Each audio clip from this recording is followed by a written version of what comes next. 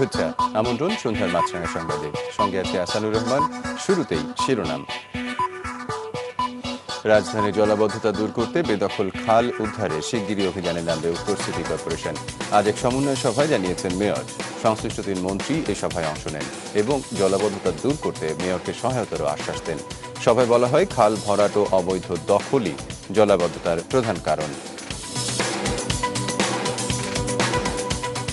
দেশে পর্যাপ্ত খাদ্য মজুদ আছে, এরপরও মানুষ যাতে কষ্ট না পায় সেজন্য চাল আমদানি করা হচ্ছে বলে জানিয়েছেন প্রধানমন্ত্রী। সকালে রাজধানীতে বঙ্গবন্ধু কৃষি পুরস্কার প্রদান অনুষ্ঠানে বক্তৃতায় দেশের বিশেষ অর্থনৈতিক অঞ্চলগুলোতে কৃষি পণ্য প্রক্রিয়াকরণ ও সংরক্ষণের সুবিধা তৈরি করারও পরামর্শ দেন তিনি।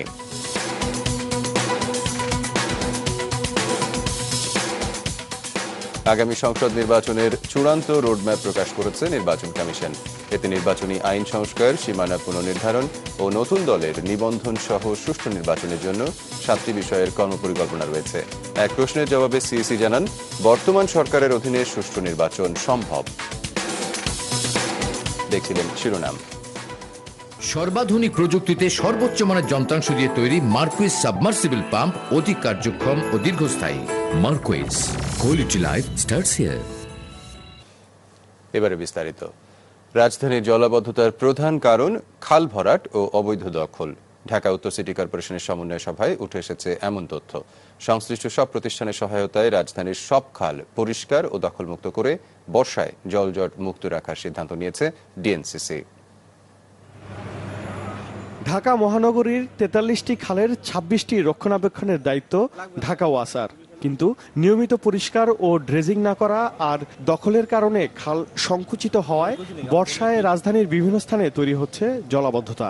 নগরীর জলাবদ্ধতা নিরসনে ঢাকা উত্তর সিটি কর্পোরেশন কার্যালয়ে আয়োজিত আন্তঃবিভাগীয় সমন্বয় সভায় উঠে এসেছে এসব তথ্য। সেখানে কাউন্সিলররা জানিয়েছেন নানা সমস্যার কথা। 14 নম্বর থেকে 22 টিকিট আমার এলাকা।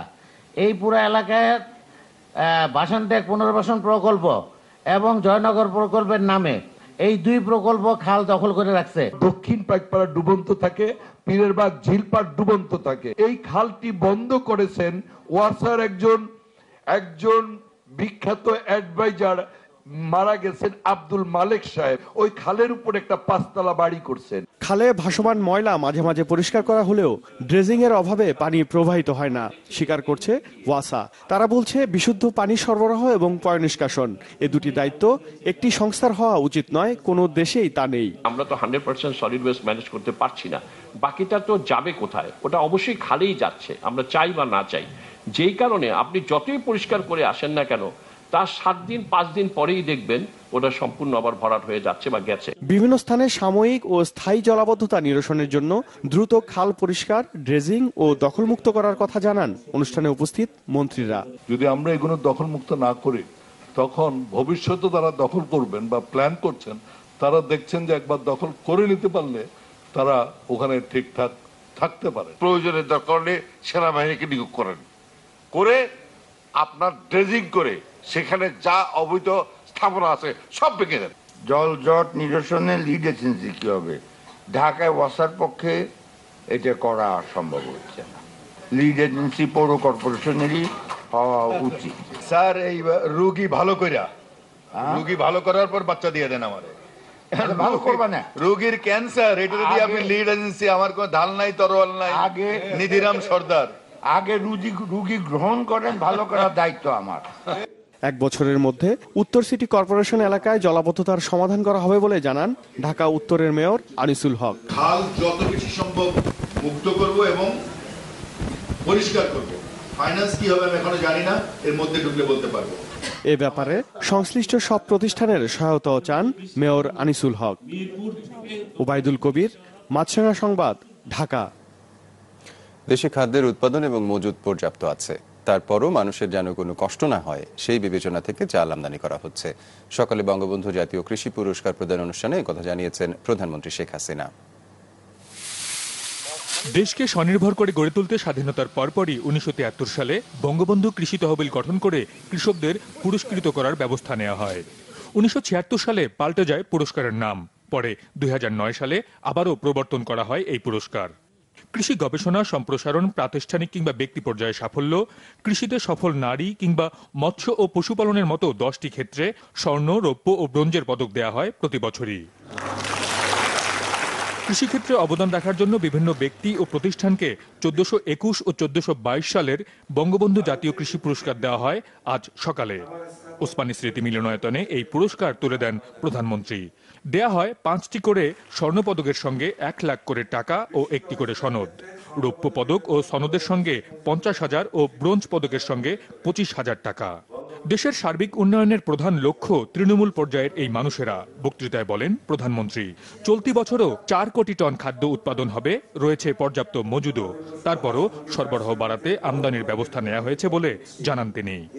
2015-16 অর্থ বছরে এখন তা দাঁড়িয়েছে 3,88,00,000 মেট্রিক টন, এবারে প্রায় 4 কোটি কাছাকাছি।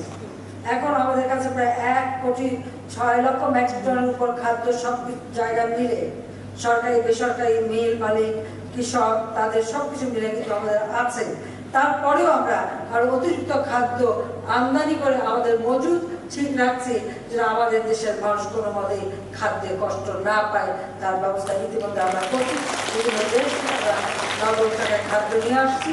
কৃষিকে আরও বেশি বাণিজ্যিক ও লাভজনক করতে বিশেষ অর্থনৈতিক অঞ্চলগুলোতে কৃষিপণ্যের প্রক্রিয়াজাতকরণ ও সংরক্ষণের সুবিধা নিশ্চিত করার কথাও জানান শেখ হাসিনা।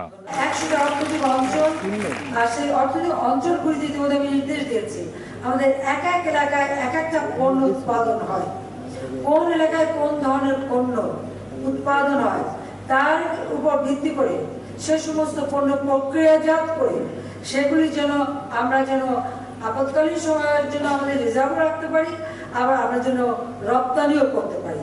সেই রপ্তানিযোগ্য পণ্য উৎপাদন এবং প্রক্রিয়াজাত করা আমাদের এই শিল্প এলাকাগুলি, আমরা যে অঞ্চলগুলি করছি সেখানে প্রতিটি জায়গায় এর জন্য বিশেষ সুবিধা দেওয়া হবে।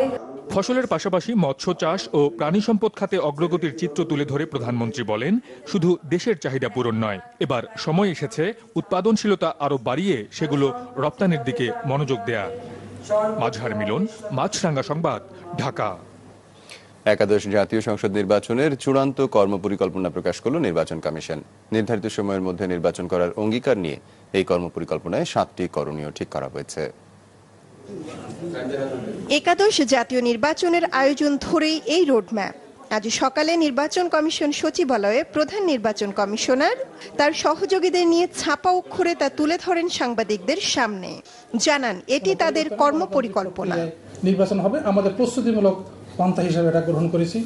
সুষ্ঠু একটি নির্বাচন অনুষ্ঠানের জন্য 7টি কাজকে গুরুত্ব দেওয়া হয়েছে এই কর্মপরিকল্পনায়।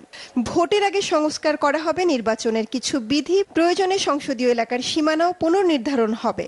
চলবে নতুন রাজনৈতিক দলের নিবন্ধন প্রক্রিয়া এবং নিরীক্ষা।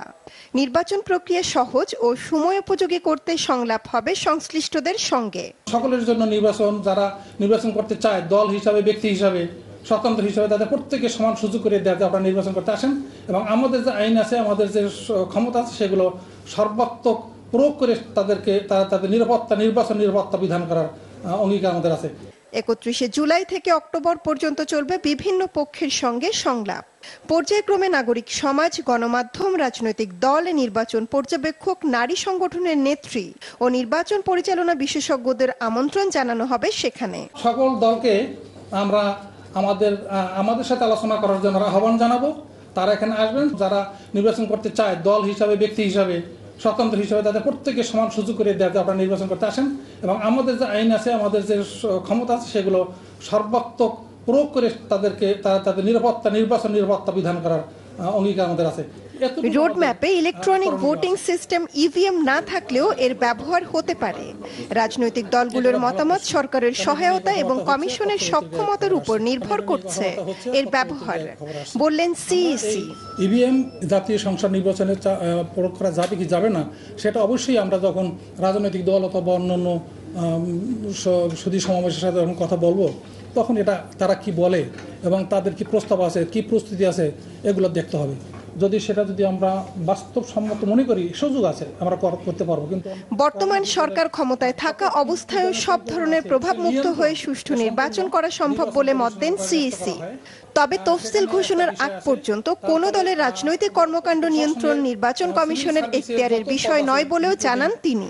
আমরা পারবো সুষ্ঠু ইলেকশন করতে। এখন কিন্তু কোন রকমের সরকারি কর্মকাণ্ডের উপরে হস্তক্ষেপ করার আসলেই কোনো আইনগত অধিকার আমাদের নেই। কারণ হলো মৌমিতা জান্নাত, মাছরাঙা সংবাদ, ঢাকা। এদিকে নির্বাচন কমিশনের দেয়া রোডম্যাপের সমালোচনা করে বিএনপি মহাসচিব মির্জা ফখরুল ইসলাম আলমগীর বলেছেন, সহায়ক সরকারের দাবি পূরণ না হলে এই রোডম্যাপ অর্থহীন হবে। সহায়ক সরকার গঠনের ব্যাপারে আলোচনা এটা সবচেয়ে বড় প্রয়োজন এই মুহূর্তে আমরা মনে করি, বলেছি সেটা আমরা। তো সেই দিক থেকে কোন রকম আলোচনা না করে এই রোড ম্যাপ দিয়ে তো আপনার তাদের সমস্যার সমাধান হবে না। রোডটাই তো থাকতে হবে, there must be a road to election. তো এখন পর্যন্ত আমরা রোড দেখতে পাচ্ছি না, ম্যাপ তো পরের প্রশ্ন।